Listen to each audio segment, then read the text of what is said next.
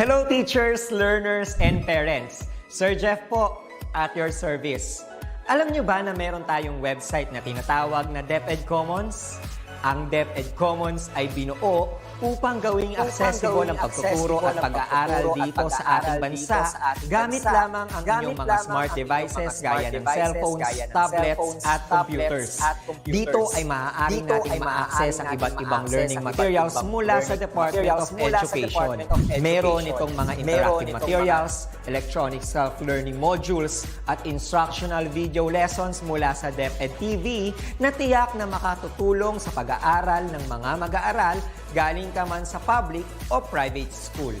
Walang problema dahil welcome ang lahat dito. Para ito sa mga guro, magulang at mga mag-aaral mula sa kinder hanggang grade 12, alternative learning system o ALS, at pati na rin ang special education.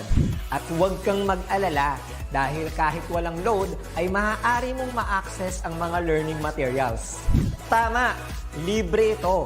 Ang kailangan mo lamang gawin ay i-on ang iyong data at buksan lamang ang iyong browser at i-type ang commons.deped.gov.ph. Alam na ba ng iyong mga kasamahang guro o mag-aral ang tungkol sa DepEd Commons? I-share mo na ang video na ito upang matuto rin sila kung paano gagamitin ang DepEd Commons sa mabilis at napakadaling paraan. Muli, ito po si Sir Jeff at kita-kits po tayo sa DepEd Commons. Paalam!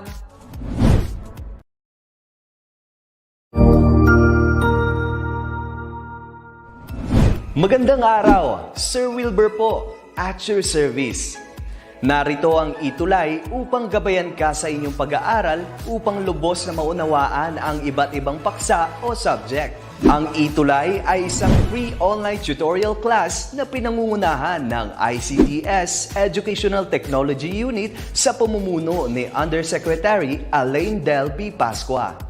Ang programang ito ay hindi lamang para sa mga bata, kundi ito rin ay magsisilbing gabay sa mga magulang at mga guro kung paano nila ituturo o gagabayan sa bawat asignatura ang kanilang mga anak o mga estudyante. Sa kasalukuyan, ang self-learning module mula sa rehiyon ng Calabarzon at kilala sa tawag na pivot ang ginagamit sa ating ETULay online class. Kaya ano pang hinihintay ninyo? Ihanda na ang inyong mga ballpen o lapis, papel o kwaderno at samahan kaming itulay ang pagkatuto para sa bawat batang Pilipino. Sama-sama tayong magtutulungan para malampasan ang mga hamon sa panahong ito. Halina't matuto kasama ang inyong online tutor sa oras na ito.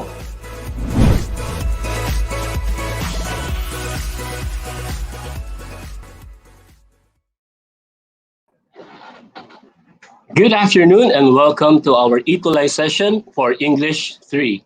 I'm your tutor, Madge, so pwede ring tutor Mark. And before we begin, I would like to greet our dear learners, especially our grade 3 learners, ng isang good afternoon, magandang hapon, pati na rin sa ating mga minamahal na mga magulang, and of course to our fellow educators na kasama natin ngayon para sa ating ETULay session. So, let's begin. So sabi ni Julian, anong grade po ngayon? It's English 3. So welcome muli. And then pagbati from all our teachers from National San Fernando Bukidnon at sa ating mga teachers din sa AESES Tacurong City Division from Mamalu and Santa Filomena Integrated School from Sir Ivor. Hello Sir Joseph Bulaklak. Good afternoon sa iyo. Ayan, isa sa ating masugid na fan sa Edtech unit at sa ating ETULay. So maraming salamat sa pagsama sa amin. So let's begin our session for English 3. So unfortunately, hindi natin makakasama si Tutor May, but rest assured na she will be returning sa ating, she will be attending the next session of our ETULay for English 3. Pero sa ngayon, ako muna ang inyong makakasama. Sabi ni Ma'am Melanie, sana meron din sa grade 1. Of course, meron tayo sa grade 1. Yun ay ang unang-una nating session. So again, our session is from 1 p.m.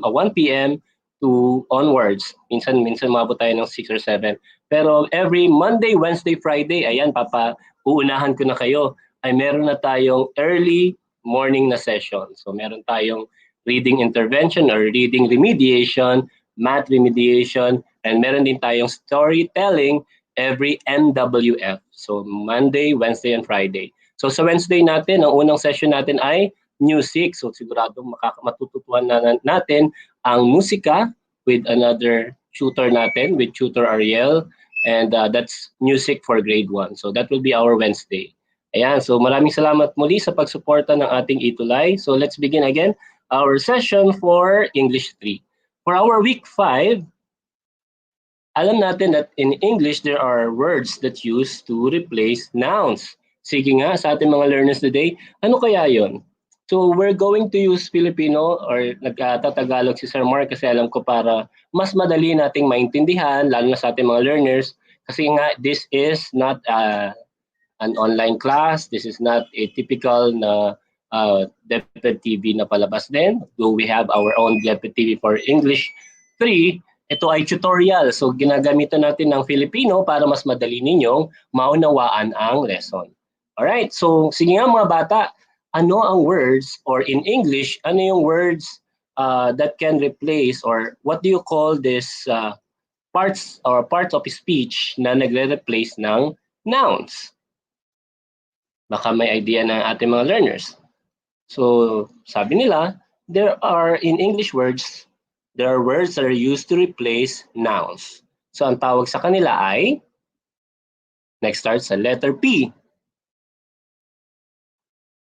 So ayan, puro pagbati ang ating mga nababasa from Bacolod City, si Sian, grade 3 Venus, Cotabato, wow, South Cotabato, Tiboli National High School from Jeff Salazar. At from Sorsogon, Bulan 2 District. Yan, hello po sa mga kababayan from Sorsogon. My father po ay from Sorsogon, Sorsogon. Ayan. Sabi ni Marife, the correct answer is yes, pronouns. So correct na si Jacqueline, Louisa, Janet, Kimberly, ayan, Abigail, and Adore, and Wendy. Very good. So the correct answer is pronouns. So alam natin na nouns can be replaced by pronouns. Ayan. And some pronouns, so maraming iba-ibang klase ng pronouns mga bata ha. Isang halimbawa nito ay ang pag-aaralan natin ngayon, which is possessive pronouns. So for week 5, our topic is about possessive pronouns. So para mayroon lang tayong idea, pag narinig natin or yung word na possessive, possess, no? So hindi na sinasapian, no, na po-possess. So the possession is something like that it emphasizes possess. Hawak ko, ako may hawak, ako may-ari. So it emphasizes ownership or ikaw ang may-ari or possession. So yun ang tawag sa ating possessive pronoun. Sabi ni Kimberly, hello po from Bataan. Wow! At watching from Isabela, si Sir Rodel. Galing, galing. And from Haro, Iloilo City, si Ma'am Roda. Yeah, so our goal for this afternoon is that at the end of the lesson, you are expected to identify the commonly used possessive pronouns and use them in sentences. All right? Sabi ni Christina, it shows ownership. Very good. Nag-apangkin, sabi ni Maria Zita. Ano kaya ibig sabihin nun? Hello po from Miraflor. Ayan, so correct. So dapat makagawa tayo, ma-identify natin kung ito ba ay possessive pronouns. Kapag nakita natin to sa binabasa natin, oh, I know this. This is a possessive pronoun. Right? And I can use this in a sentence. Right? So parang dapat yun ang magawa natin this afternoon. So ready na ba kayo?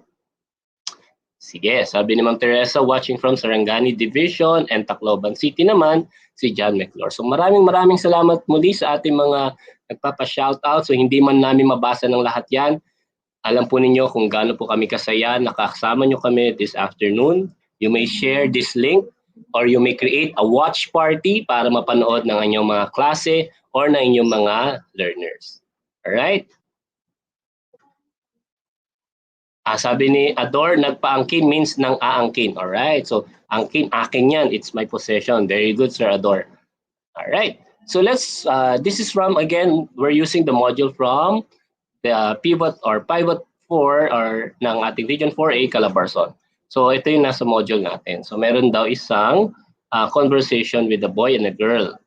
So sabi ni boy, "Hi Charming, this is my new bag where I place my modules." Hello, Leo. Look at my bag. My books are quite thin. Sabi ulit ni Leo, nag-reply si Leo, oh, have you finished our assignment? And Charmy respond, oh yes, I wrote my answers in my English notebook. Right. So from this conversation, so sa mga bata, meron tayong questions ha. Sa palagay ninyo, or who has a new bag? Alright? Who has a new bag? Is it Charmy or is it Leo? So who has a new bag? So you may type in your answer in our comment box. You may participate. So just type the correct answer. So sino daw ang merong bagong bag?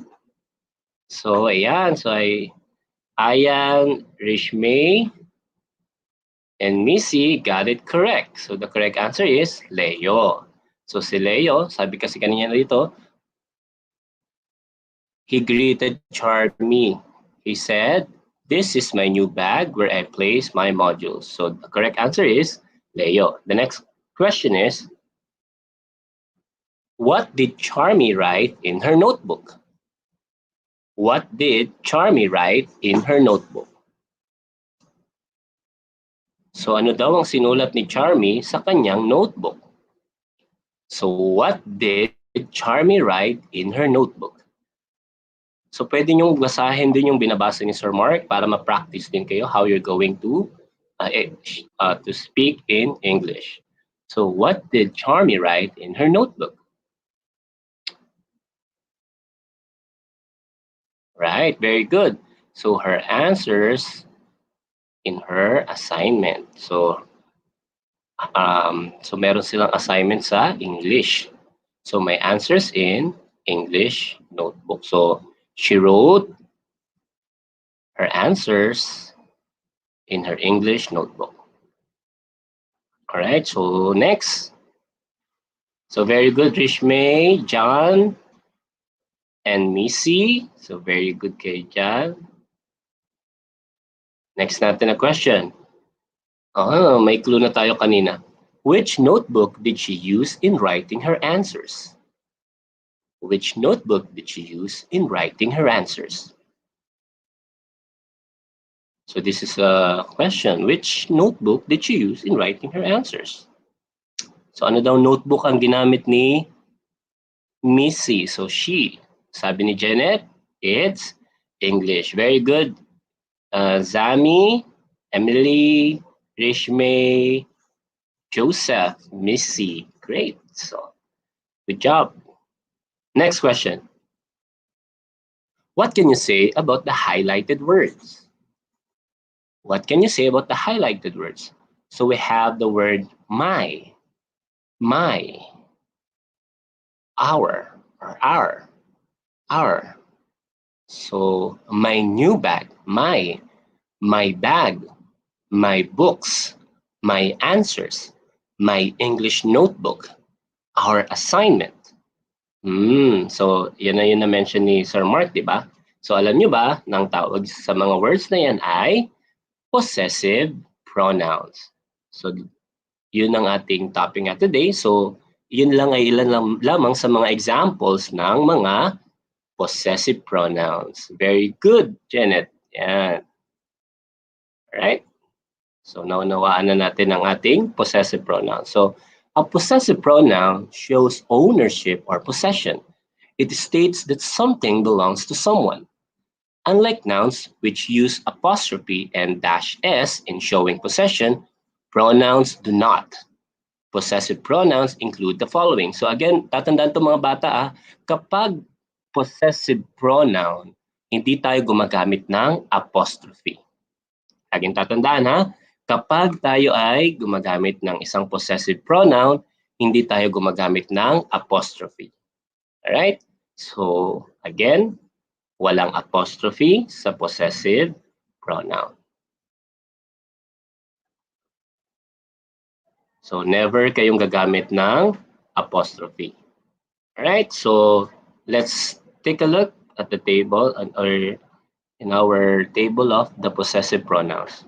So again, yung na-example natin kanina, we have the our, your, his, her, it's, their, at meron din tayong tinatawag na mga independent pronouns. So possessive pronouns simplify the constructions that show possession of a noun. So napapasimplify pala niya ang isang noun. So paano yun, Sir Mark? Sige. So again, possessive pronouns simplify constructions that show possession of a noun. So halimbawa, Jane takes pride in Jane's outfit. Di ba? Parang paulit-ulit si Jane. So, si Mark ay masaya dahil si Mark ay masaya. So, parang paulit-ulit. So, si Mark ay may bagong sasakyan. Si Mark ay purong paulit-ulit. So, dan pumapasok mga bata ang possessive pronoun. So, instead of Jane takes pride in Jane's outfit, Jane takes pride in her outfits. Jane takes pride in her outfits. All right, so got it? So meaning we can, it can simplify, so we can simplify a sentence construction using possessive pronouns. So very good, Kimberly. So Missy got it correct. So it sounds odd, no, to use a name twice in a sentence. So with possessive pronouns, we can solve that problem. All right, so most of the time you're going to use that or in writing because this is quite handy and we use it frequently in the English language. So let's answer our learning task number 1. Actually, may table yan tutor Mark kanina. Hindi ko alam ba't nawala sa PowerPoint. So let's see. Natin kung ano yung table ni tutor Mark. Anyway, sige. Let's answer learning task number 1. We need to identify the pronoun that shows possession or ownership in each item. Write your answers in your notebook. Question number 1 or item number 1. We visited our grandparents last weekend. We visited our grandparents last weekend. So alin dyan mga bata or to our learners ang possessive pronoun? So, ayan, very good, Kimberly. Very good, Irmalyn. The correct answer is our. Mga aking mga lolo't lola. So, siyempre parang aking yun. Mga aking mga lolo't lola yun eh. So, that's a possessive or a possession or ownership. So, the correct answer is our. Sabi ni Missy, correct. Rene, Ayan, excuse me. Andy, Angel, Zami, got it correct. For our next statement, Mang Rufo and Aling Jelay work hard for their family. Mang Rufo and Aling Jelay work hard for their family. So, what do you think is the possessive pronoun in this statement? Correct with Burga, John Gabriel, Delinda. Missy got it correct. Rain, Irmalyn. So the correct answer is their. So their family, kanilang pamilya sa Tagalog. So sabi ni Missy, their po ang sagot. Very good ka, Missy. So their ang sagot. So kanila. So sa kanila yan. Sa kanila yan, pamilya niya. So the correct answer is their. For our third sentence, his sister passed the school's entrance test. His sister passed the school's entrance test. All right? So for our third statement, what they think is the possessive pronoun.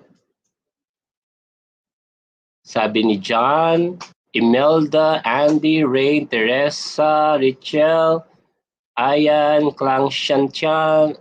Wow, ang gagaling mga names natin ah. His ang sagot. Sabi ni Missy, yes, his po ang sagot. So his sister, aking kapatid or kapatid niya. Ate niya yun. So sa ate niya yun eh. Possession niya or ownership niya yun. Sa kanya yun, ate niya. So our possessive pronoun for number 3 is his sister. Very good. So his. Next statement or sentence. I will submit my presentation tomorrow. I will submit my presentation tomorrow. So what they think is the possessive pronoun here.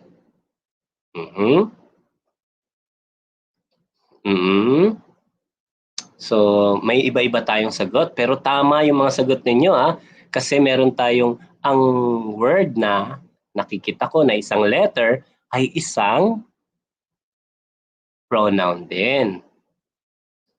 So, pero dahil ang topic natin ay possessive pronoun or ang hinahanap natin ay possessive pronoun which shows possession or ownership, ang tamang sagot for number 4 is my.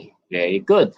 Although, tama yung sagot ninyo that I is a pronoun, pero ang hinahanap natin ay possessive pronoun.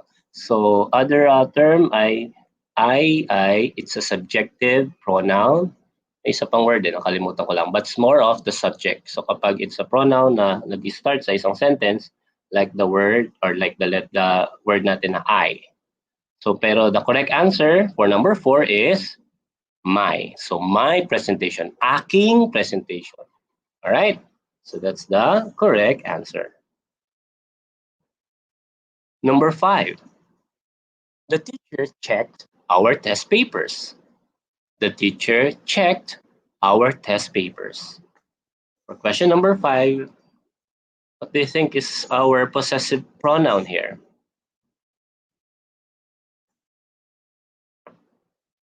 Number 6, ayan, ang galing, ang dami pang nagsasagot. Yan, sabi ni Ayan, it's a personal pronoun. Great. So number 1 is, very good. Sabi ni Mildred, Rodel, Princess, Missy, and Marie. The correct answer is our. So, aming test paper. So, si teacher ay nag-check ng aming test paper. So, amin, our is our possessive pronoun. Number 6. The farmer harvested his crops. The farmer harvested his crops.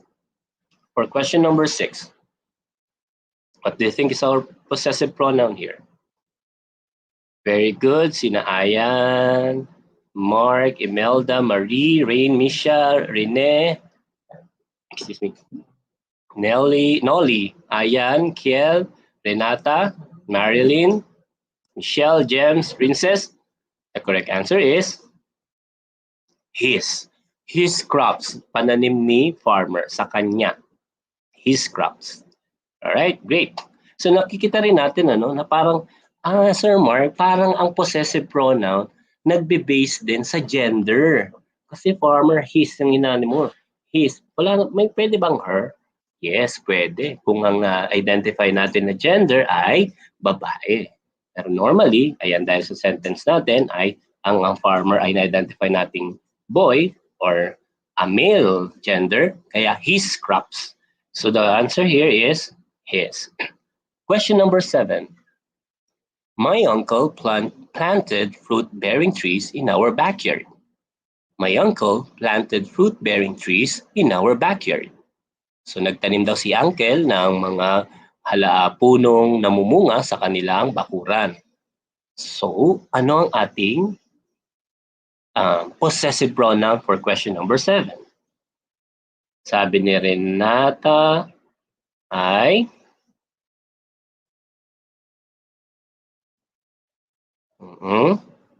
may, ayan, parang may nakita na ako. So, may nakita ko dalawa ang sagot. Tama kaya ang hula ni Catherine?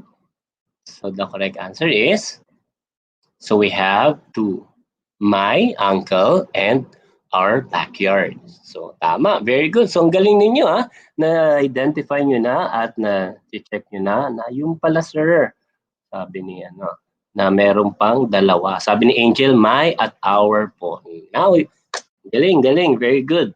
So, my uncle and our backyard. So, my at our ang number 7. Next natin, number 8. This pen is his. This pen is his. Sa kanya ang lapis na ito. Sa kanya ang ballpen na ito. This pen is his. Sa kanya. This pen is his. Right. So Belinda got it. Rene, Zyke, Rubelin, Catherine, Zyke. So number 8 is his. Number 9. My module contains different lessons and activities. My module contains different lessons and activities. In this statement, what do you think is our possessive pronoun? Very good, Princess. Missy got it. Angel C, Ruby, Ayan, Belinda. Very good. So the correct answer is my. My module, aking module. All right.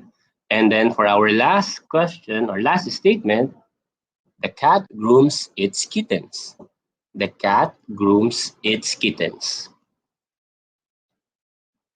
So the cat grooms its kittens. So inaayusan daw nung nanay or yung pusa ang kanyang mga maliliit na pusa or anak niya. So the cat grooms its kittens. Mga anak ng pusa. Alright? Yan, sabi ni Pantilanan, Chino, Mary Jane, Ruby May, and Nikitch, and Zyke, and Billy. The answer is it's. Yes. So, tandaan niyo mga bata, walang apostrophe dun sa ating possessive pronoun. So, it's kitten. So, mga anak niya, sa kanyang anak. So, inaayusan daw ng pusa ang kanyang mga maliliit na anak na kuting. Alright? So, yung mga kuting ni pusa. So, how many of you got the perfect score or over 10? So, nakuha niyo bang lahat ng tama? Kung hindi naman, okay lang yan. So, practice pa lang naman ang learning activity number 1. Basta next natin activity, kailangan perfect nyo na. So, ayan. It's great. So, very good. So, may mga ka-perfect na. Sabi, yay! Right, great. Again, so ito yung table natin. Nandito pala yung table natin. So, nag-practice lang tayo kanina. For our personal pronoun, I, you, she, he, it, we, and they, ay meron tayong mga possessive pronouns. We have the my, your, her, his, its, our, their. Meron din tayong mine, yours, hers, his, ours, and theirs. So nilagyan ng S yung dulo. So yung mine, naging mine, yung your, naging yours, her, hers, his, its, our, and ours, their, and theirs. Alright, so that's our table ng ating possessive pronouns. Alright, so tandaan nyo yung mga bata ha. So for example, so here's some of the examples. My phone, your table, his books, her scissors, its decision, their crops. Sige nga, you may type in your own example sa ating comment box. So pili lang kayo dyan mga bata. Basta type lang kayo. Ano yung mga examples ninyo ng inyong possessive pronoun? So Tutor Mark just gave some examples. So pwede kayo mag-share ng sarili ninyong examples. So let's use this or let's try to create a sentence using a possessive pronouns. So a sentence with possessive pronouns. All right. So number 1, this pen is mine. Akin itong ball pen na to. So this pen is mine. The oldest shop in the city is ours. So the oldest shop in the city is ours. Ibig sabihin yung lumang tindahan or shop sa aming lugar ay amin. So the oldest shop in the city is ours. His notes, my pet, sabi ni Raquel. Sabi ni Missy, his notes. Ayan, our story. Sabi ni Ma'am Cecil, hello Ma'am Cecil, from Batangas. Ayan, my notebook was missing. So after you type an example na my phone, gawin nyo siyang isang sentence. Sabi ni Paolo, my bike is blue. My bike is color blue. So so pwede, my sister is sleeping. Right, great. This is my pen. Right. Next natin example ay, some of my books are missing. Some of my books are missing. My phone is ringing, sabi ni Angelica. Sabi ni Monica, his favorite toy. My car is white. So my car. My bike is big.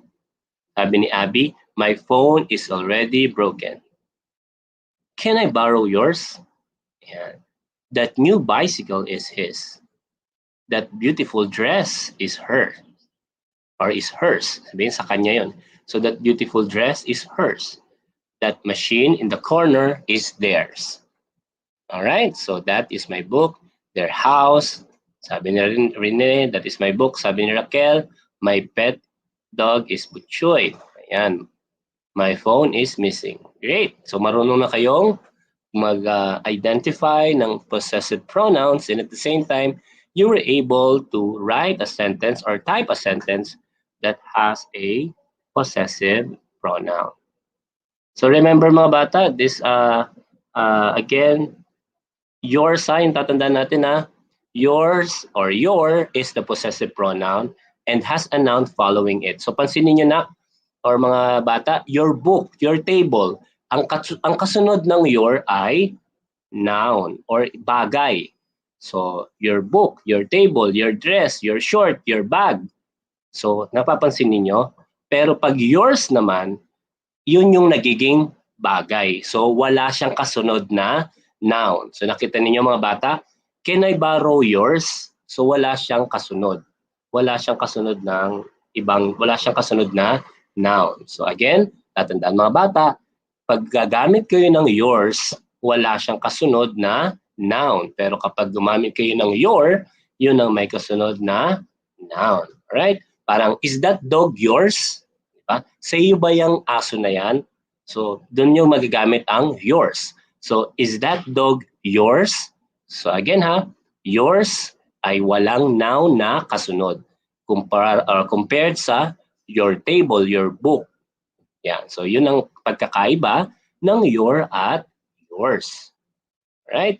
So again, ito yung table na yan. You may copy it, isulat sa inyong notebook para mas madali ninyong matandaan. Okay? So definitely, tinuro yan ni teacher sa inyo. Isulat na lang natin sa ating notebook para reminder about possessive pronoun. Great. So for our next learning task, number 2, we need to identify the possessive pronoun used in each sentence. So ano kaya sa number 1? The company sells its products in low prices. The company sells its products in low prices.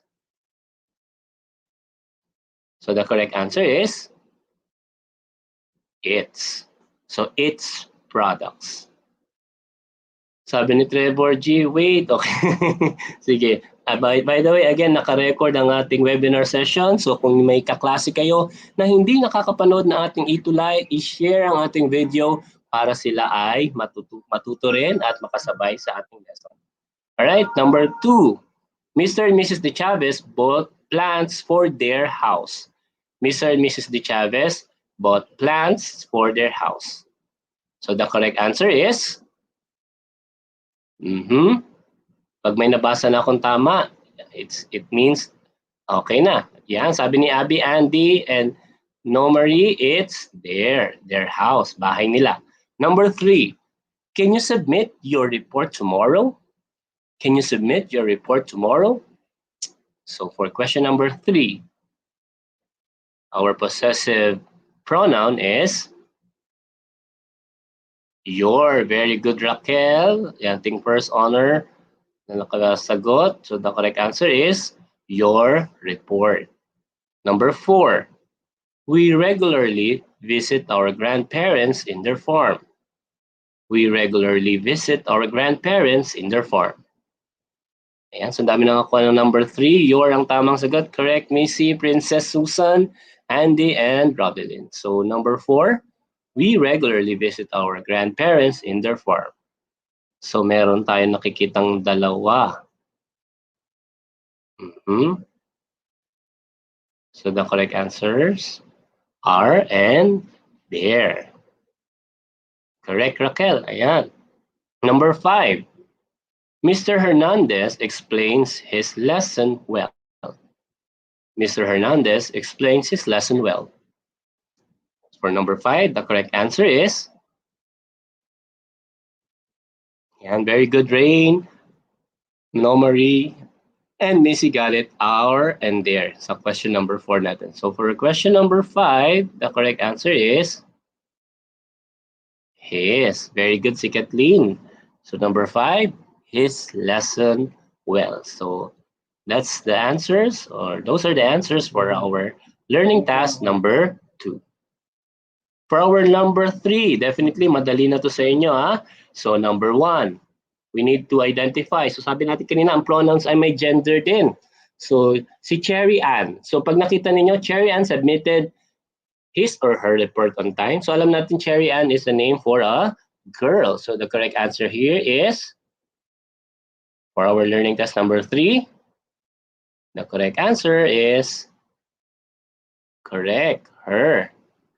Ayan, si Cherry Ann daw ay nagpasa ng kanyang report. So her ang sagot. Number 2, the company released the benefits to, ito ba ay its or his? So company, ang kumpanya, ito ba ay lalaki o babae? So the correct answer is correct. So the company is walang gender. So ang gagamitin natin ay its. Very good. And for number 3, Felipe donated his or its salary to the foundation. So Felipe is common, it's a common name for a male. So may gender tayo. So ang gagamitin natin ay, so Felipe donated, correct, his ang sagot. So donated his salary. For question number 4, Carla and Carlo cook. May option dito, its. Di ba alam natin na ang its ay pangbagay or walang gender? Eh may sinabing Carla and Carlo. So the correct answer there is their. So their favorite dish. So Carla and Carlo cook their favorite dish. And number 5, yours or your test. Naturo na yan ni Tutor Mark, di ba? Kapag may kasunod na noun, ang gagamitin natin ba ay yours, yung may S, o your? For question number 5 or statement number 5, anong gagamitin natin? Yung may S o wala? Ayan, so may nabasa na ako tamang sagot. Correct. So ang gagamitin natin ay yung walang S. Your test. Tatandaan na, kapag noun ang kasunod, your ang gagamitin. Alright? So definitely, alam niyo na itong sagutan kasi ang gagawin niyo rito ay papalitan ninyo yung noun into a possessive pronoun. Halimbawa, si Raquel's bag is new. Her bag is new. So for number 1, school. So ang nakaguhit ay school. So alam natin na ang school ay walang gender. Diba? Ano yung pronoun natin na gagamitin or possessive pronoun na gagamitin natin kapag walang gender? Sige nga, ang sagot natin ay it's. Very good. Its mission has been achieved. O, nag-gets yun ng mga bata. So ang dali lang pala, Sir Mark, no? At maganda rin gamitin ang possessive pronoun or pronoun para hindi pa ulit-ulit. Kasi kung wala tayong possessive pronoun, school's mission has been achieved. School's mission has been, puro schools yung mababasa natin. So naintindahan na natin na mahalaga ang ginagampanan or maganda ang magpagamit ng pronoun. Next, Maria borrowed Jessa May's laptop. So Maria borrowed Jessa May's laptop. So alam natin si Jessa May ay babae. So ano yung possessive natin pag girl? His ba o her? Correct. The answer is her. So Maria borrowed her laptop. And number 3, the contractor has started building my friend's house. So my friend, silang kaibigan ko. So hindi natin alam kung babae o lalaki yung friend niya. So pwede natin gumamit tayo ng their. Correct. So the contractor has started building their house. Number 4, I stayed at Jason's house. I stayed at Jason's house. So nakita natin naguhitan si Jason. So Jason is a male. So ang sagot natin sa 4 ay his house. So I stayed at his house. And lastly, number 5, which one is my table? Saan sa mga ito ang aking lamesa? So the answer here is, which one is mine? Alright? So ang gali lang palang gumamit, Sir Mark, ng possessive pronoun, no? So remember, learners, all possessive pronouns shows ownership or possession. It states that something or something belongs to someone. Possessive pronouns include my, mine, our, ours, your, yours, his, her, hers, its, and their, and theirs. Alright, so now we know kung ano ang possessive pronouns. So, dali lang pala, Sir Mark, gumamit ng isang possessive pronoun. So with that, that's the end of our ETULay session for this afternoon for English 3. So, ingat kayo palagi. Stay strong and healthy. At learn English because we need to learn to be a globally competitive and globally ready citizen. So, mga bata, huwag kayo matakot mag-aral ng English. It takes time and patience na matutuhan natin ang ating English lesson or ating English subject. So with that, ingat kayo palagi. Paalam!